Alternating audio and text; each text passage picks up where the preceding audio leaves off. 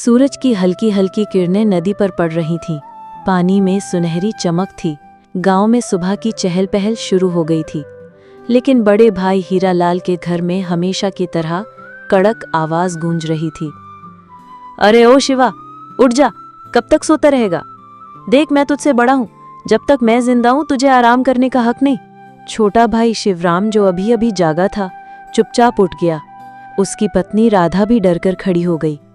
मेरी ही छांव में रहकर पेट भरता है, घर भी मेरे नाम का, खेत भी मेरे नाम का, तेरा तो कुछ भी नहीं है शिवा। याद रख, अगर मेरा दिल बड़ा ना होता तो तू सड़क पर बैठा होता। पक्का क्या? तेरी औकात क्या है? तेरा तो कुछ भी नहीं है शिवा। कभी आईने में देखा है खुद को? तू तो बस मेरा दिया हुआ एक टुकड़ा है, जो भीख की तरह मैं तुझे डाल देता हूँ। याद रख, अगर मेरा इतना बड़ा दिल ना होता तो आज तू सड़क पर भीख मांगता फिरता। हरीराम हर रोज उसे ताने देता। शिवराम चुप था। उसने कभी जवाब नहीं दिया। उसके माता पिता बचपन में ही मर गए थे। बड़ा भाई ही उसे पाल पोस कर बड़ा कर लाया था। लेकिन जैसे जैसे हीरालाल की उम्र और दौलत बढ़ी, उसका दिल सिकुड़ता चला गया। हरीराम की पत्नी भगवती भी वैसी ही थी, हमेशा ताने देती। देखिए जी, बारिश आने वाली है, कह दीजिए इस निकम्मे से, इस कामचोर से कि जल्दी से घर के बाहर का कीचड़ साफ कर दे। सारे गांव वाले हमारे घर के सामने से ही तो गुजरते हैं। अगर रास्ता गंदा हो गया तो लोग क्या कहेंगे? कहेंगे कि इतने बड़े खेत, इतने मवेशी, इतना सोना रखने वाले हरीराम के घर के आगे कीचड़ भरा पड़ा है। लोग हंसेंगे हम पर। इज्जत का भी कोई मोल होता है, लेकिन इसको क्या फर्क पड़ता? इसे तो बस रोटी चाहिए खाने को, चाहे घर की इज्जत मिट्टी में मिल जाए। सुबह से पड़ा हुआ है जैसे कोई राजा हो। रोज इसे देखकर मन जलता है। घर में पालतू जानवर भी इससे ज्यादा काम के होते हैं। कहिए इससे उठें और साफ करें, वरना बारिश में ये सारा कीचड़ अंदर तक आ जाएगा और गांव वालों के सामने हमारी नाक कट जाएगी। सुन लिया ना शिवा? जा घर के आगे का रास्ता साफ कर। और सुन, मवेशियों के लिए चारा भी काट ला। मुझे खेत देखने जाना है, वहां भी काम होगा। शिवराम चुपचाप बाहर निकल गया। उसका दिल भारी था। हर दिन भाई की बातें उसे तोड़ रही थीं, लेकिन फिर भी वो यही सोचता, भैया ने ही तो पाला है, उनका हक भी है डांटने का। बारिश की बूंदें अब धीरे धीरे गिरने लगी थीं। आसमान में घने काले बादल थे। बूढ़ी दादी कह रही थी, अरे नदी का पानी बढ़ेगा आज, ईश्वर सबकी रक्षा करे। हीरालाल खेत की ओर निकल पड़ा। जाते जाते शिवराम से बोला, सुन, अगर बारिश तेज हुई और नदी का पानी घर तक आ गया तो सबसे पहले मेरे मवेशी बचाना। तेरा सामान तो वैसे भी कोई काम का नहीं, पर मेरी गाय भैंस मर गई तो नुकसान मेरा होगा। शिवराम की आंखों में आंसू आ गए, पर उसने सिर झुकाकर कहा, ठीक है भाई, जैसा आप कहें, आपका हर हुक्म सर आंखों पर। और हाँ, अगर खाना खाने का मन करे तो पहले मुझे खिला देना, तो बाद में खा लेना, समझा? ये कहकर वो चला गया। बारिश अब तेज होने लगी थी।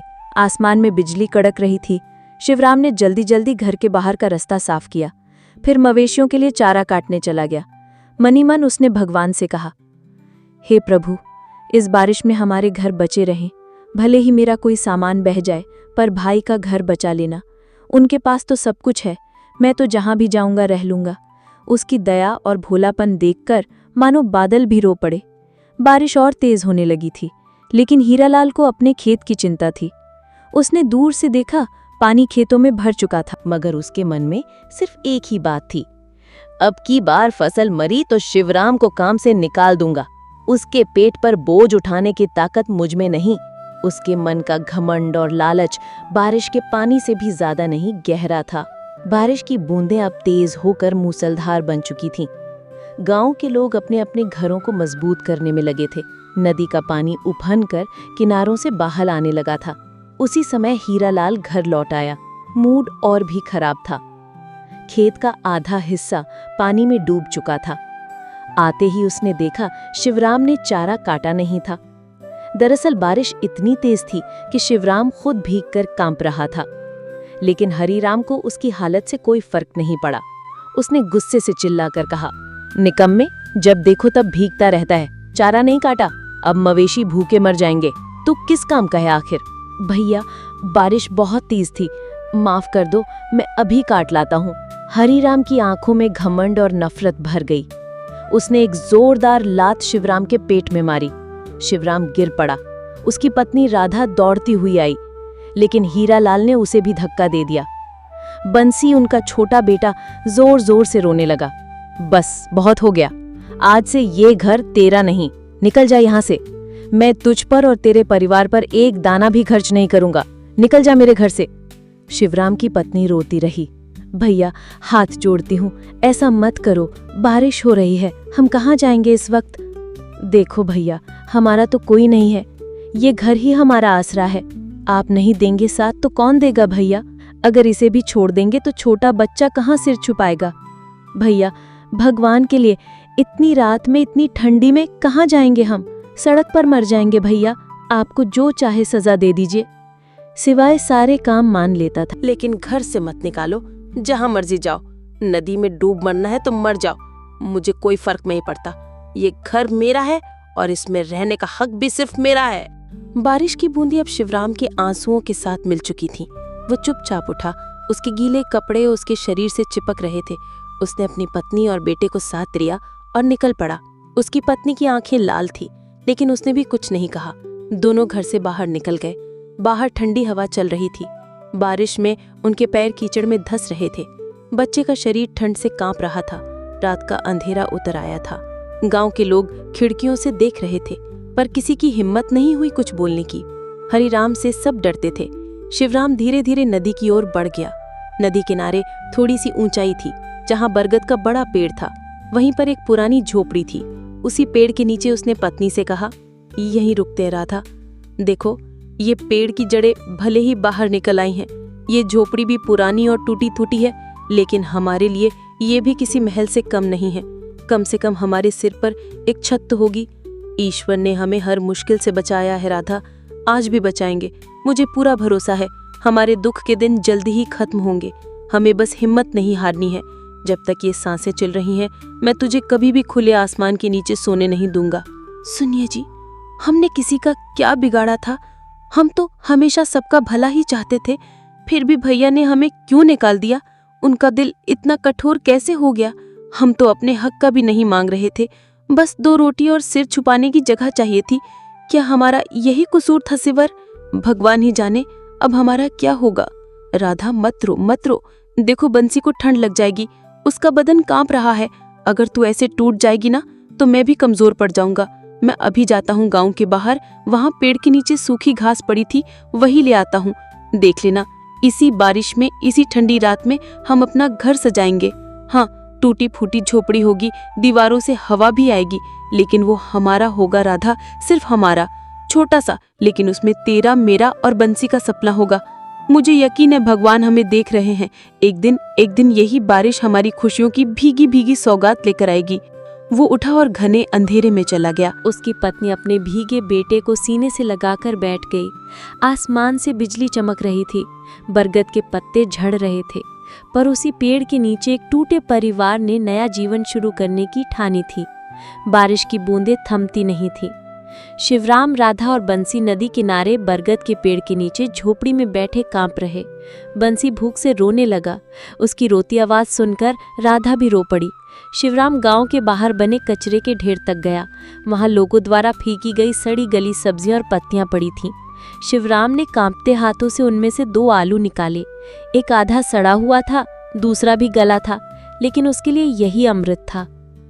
ईश्वर, तू ही मालिक है, तू ही रक्षक है, उसने कहा।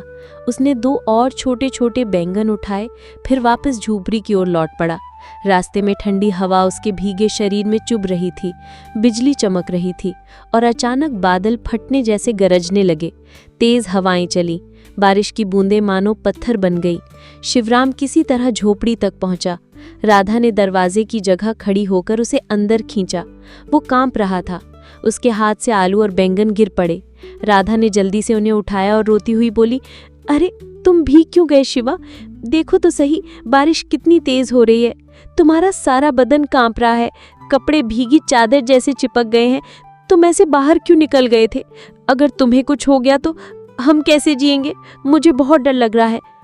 राधा, मत घबरा, आग तो नहीं जला सकते इस बारिश में, पर देखो मैं कुछ भुट्टे ले आया हूँ, इन्हें ऐसे ही खा लेना। भले ही कच्चे हैं, लेकिन तुम्हें और बंसी को थोड़ी ताकत तो मिलेगी।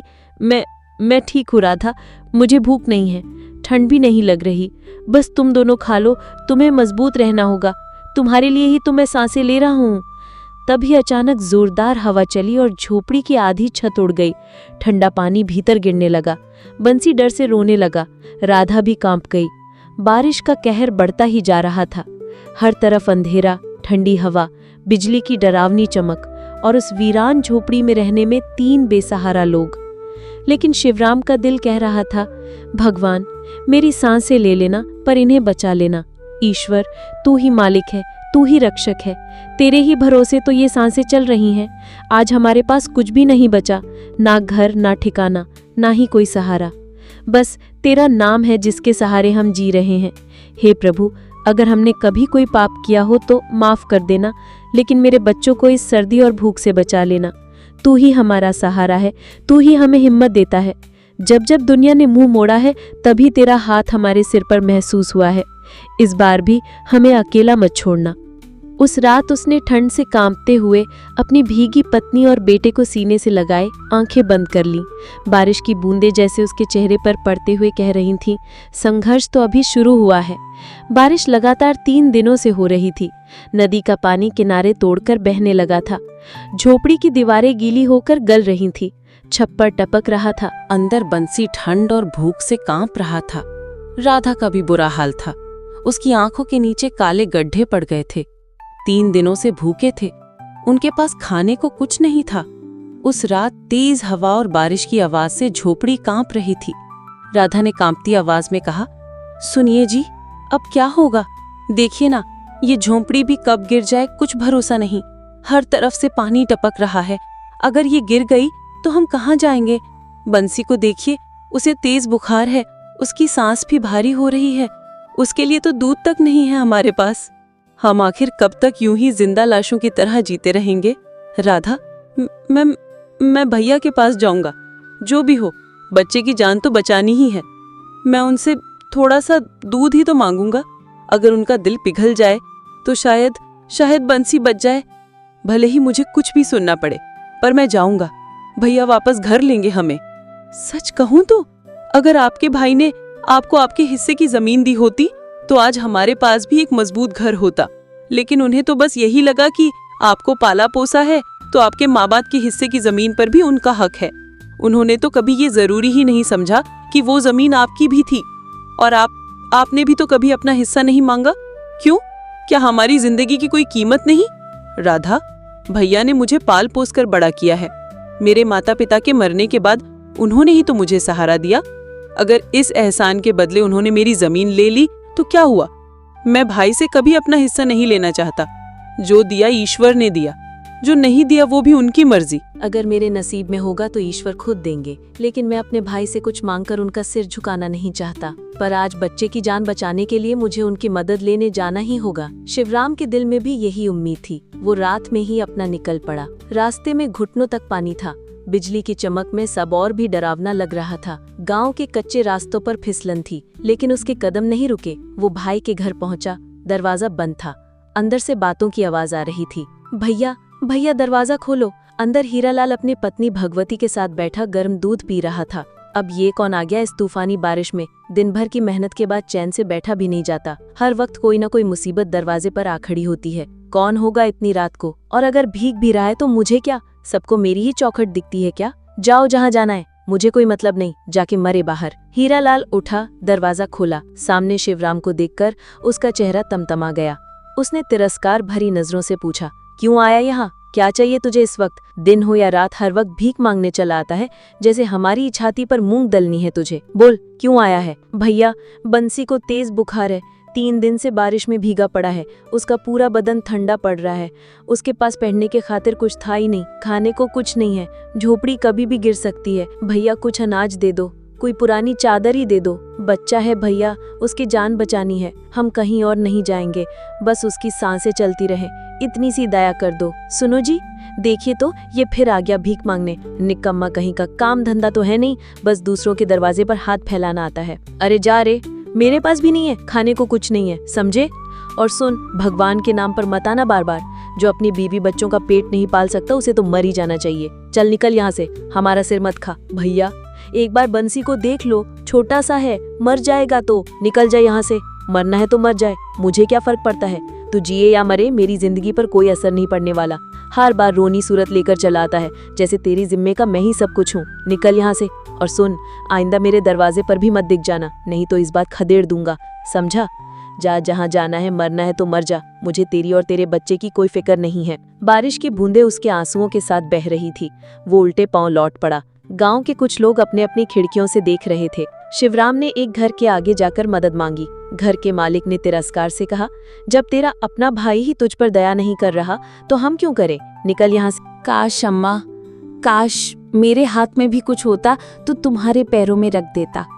मैं तुझे आशीर्वाद देती हूँ बेटा, बोल क्या चाहिए तुझे। जो मेरे बस में होगा वो दूंगी। बूढ़ी हूँ, हाथ खाली हैं, पर दुआएं देने की ताकत तो अभी बाकी है। अम्मा, आप भी मजाक कर रही हो, भला आप क्या दे सकती हो मुझे। लेकिन अगर सच में कुछ मांग सकता तो एक पक्का घर मांगता अम्मा। एक ऐसा घर जिसकी छत से पानी न टपके, जिसके अंदर मेरी राधा और मेरा बंसी भीगे नहीं, ठंड से कांपे नहीं। बस एक पक्का घर, यही सपना है मेरा। जा बेटा जा, जो तूने मांगा है वो तुझे जरूर मिलेगा। आज मेरी एक इच्छा पूरी हुई है, पर तेरा सपना अधूरा नहीं रहेगा, ये मेरा आशीर्वाद है। ईश्वर तेरी ये इच्छा पूरी करेंगे। जा, तेरे दुख के दिन खत्म होंगे। शिवराम को लगा अम्मा शायद बुढ़ापे में भ्रमित हो गई है। वो चुपचाप आगे बढ़ गया। उसकी आंखों से आंसू बह रहे थे, लेकिन दिल हल्का था कि उसने किसी भूखे को खाना तो खिलाया। जब वो वापस अपनी झोपड़ी के पास पहुंचा तो उसकी आंखें फटी की फटी रह गईं। जहां वो टूटी फूटी झोपड़ी छोड़कर गया था, वहां अब एक बड़ा सा पक्का घर खड़ा था। लाल ईंटों की दीवारें, मजबूत छत, खिड़कियां और सामने एक छोटी सी ओसारी थी जहां राधा बैठी थी। उसके चेहरे पर हैरानी और खुशी दोनों थी। राधा ने शिवराम को देखकर रोते हुए कहा, सुनिए जी, ये घर कहाँ से आया? जब तो गया था तब तो कुछ नहीं था, अचानक बिजली कड़ी, बादल गरजे और फिर ये घर जैसे भगवान ने बना दिया हो। शिवराम की आंखों से आंसू बह निकले। उसने आसमान की ओर देखा। बारिश की बूंदें अब भी गिर रही थी, पर उसे ऐसा लगा जैसे ईश्वर खुद उसे छूकर कह रहे हों, तेरी दया और सच्चाई का फल तुझे मिल गया शिवराम। आज मुझे एक बूढ़ी अम्मा मिली थी, शायद वो ही फरिश्ता थी। मैंने उन्हें 2 आलू दे दिए और उन्होंने ये वरदान दिया। ये उनका आशीर्वाद है। उस रात पहली बार शिवराम और राधा ने एक पक्के सुरक्षित घर की छत के नीचे बैठकर ईश्वर को धन्यवाद दिया। बाहर बारिश थी, हवा थी, बिजली थी, पर उनके दिलों में सिर्फ शांति और कृतज्ञता थी। अगले दिन गांव में हल्ला मच गया। हर कोई यही चर्चा कर रहा था, अरे वो नदी किनारे वाला शिवराम, उसकी टूटी फूटी झोपड़ी की जगह बड़ा सा पक्का घर बन गया है, वो भी रातों रात। कहते हैं किसी बूढ़ी अम्मा ने उसे वरदान दिया, किस्मत बदल गई उसकी। ये बात हरिराम और उसकी पत्नी भगवती के कानों तक भी पहुंची। वे दोनों दरवाजे पर बैठे थे। तब एक औरत ने आकर कहा, भाभी सुना, शिवराम का घर बन गया, वो भी बड़ा सा पक्का घर। किसी बूढ़ी साध्वी में चमत्कार कर दिया, अब वो आराम से रहेगा। भगवती का चेहरा गुस्से से लाल हो गया। उसने हरिराम की ओर देखा। देखा जी, जिस निकम्मे को अपने घर से निकाला वो आज राजा बन बैठा। सब गांव वाले भी उसकी बढ़ाई कर रहे हैं। अगर उसने उस बूढ़े को कुछ दे दिया और उसे चमत्कारी अधिकार मिल गया तो हम क्यों ना ढूंढे उसे, हमें भी वरदान मिल जाएगा। हरिराम का दिल भी जल उठा। उसका घमंड अब उसे कचोट रहा था। उसने आतुर होकर कहा, हाँ चलो उसे ढूंढते हैं। किस बूढ़ी ने उसकी किस्मत बदल दी। हम भी देंगे कुछ और मांगेंगे अपनी फसल की रक्षा, जमीन का विस्तार और भी बहुत कुछ। अगली सुबह हरिराम और भगवती गांव के बाहर निकल पड़े। कड़ाके की ठंड, कीचड़ और पानी से सने रास्तों पर वे हर जगह बूढ़ी अम्मा को ढूंढने लगे। पीपल के पेड़ के नीचे भी गए जहां शिवराम को अम्मा मिली थी, वहां कोई नहीं था। फिर वे नदी किनारे पहुंचे, वहां भी कोई नहीं मिला। गांव के मंदिर, तालाब, जंगल के रास्ते, हर जगह उन्होंने पूछा, कहीं कोई बूढ़ी साध्वी दिखी क्या? लोगों ने मना कर दिया। कुछ ने कहा, अरे छोड़ो, तुम्हें वो अम्मा नहीं मिलेंगी। अगर वो सच में कोई फरिश्ता थी तो किसी लालची इंसान के हिस्से में कभी नहीं आती। भगवान भी सोच समझ कर ही देते हैं। उसने भी देख लिया होगा कि कौन उसके लायक है और कौन नहीं। ऐसे लोग तो उसके पास जाने के काबिल भी नहीं होते, जो सिर्फ अपना स्वार्थ देखते हैं। उन्हें फरिश्ते नहीं मिला करते। 3 दिन तक ढूंढने के बाद दोनों थक कर घर लौट आए। भगवती ने गुस्से में कहा, सब तेरी ही वजह से हुआ हरी, हाँ सब तेरी वजह से। अगर तूने उस बेचारे शिवराम को घर से ना निकाला होता तो ये दिन तो कभी नहीं देखने पड़ते। अब देखना, अब वही गांव में सबसे बड़ा कहलाएगा, लोग उसकी इज्जत करेंगे और हम पर थूकेंगे। लोग कहेंगे कि हरी ने अपने ही भाई को घर से निकाल दिया था, और देखो ईश्वर ने कैसे पलट दिया उसका नसीब। तूने बहुत बड़ा पाप किया है, बहुत बड़ा, और उसका फल अब हमें भुगतना पड़ेगा। मेरी वजह से? अरे मेरी नहीं, तुम्हारी वजह से हुआ है ये सब। तुम ही तो दिन रात उसे कोसती रहती थी, कभी उसकी गरीबी का ताना देती, कभी उसके निकम्मेपन का। तुम्हारे ही कहने पर तो मैंने उसे घर से निकाला था। तुम ही तो कहती थी कि उसका होना ना होना बराबर है। अब क्यों मेरे सिर मढ़ रही हो सब कुछ? सच तो यह है कि तुमने ही मेरा दिल जला दिया था उसके खिलाफ। अब भुगतो। भोगा तो तुम भी और मैं भी। हरीराम और भगवती का चेहरा उतर गया। उन्हें लग रहा था जैसे उसके हाथों से सब कुछ फिसल रहा हो। उनका घमंड और लालच उन्हें भीतर ही भीतर जला रहे थे। उधर शिवराम, राधा और बंसी तीनों अपने नए घर में बहुत खुश थे। बंसी नए घर में दौड़ दौड़ कर खेलता। शिवराम हर सुबह नदी किनारे बैठकर भगवान को याद करता। उसकी आंखों में कृतज्ञता के आंसू होते। वह मन ही मन कहता, प्रभु मैंने तो कभी मांगा भी नहीं, आपने इतना दे दिया, अब जीवन भर आपका ही नाम लूंगा। बाहर बारिश की बूंदें गिर रही थीं, ठंडी हवा घर की खिड़की से अंदर आ रही थी, लेकिन अब डर नहीं था। अब वो पक्की छत के नीचे थे। अब उनके पास आसरा, सम्मान और संतोष था, जो हरीराम के पास होते हुए भी नहीं था।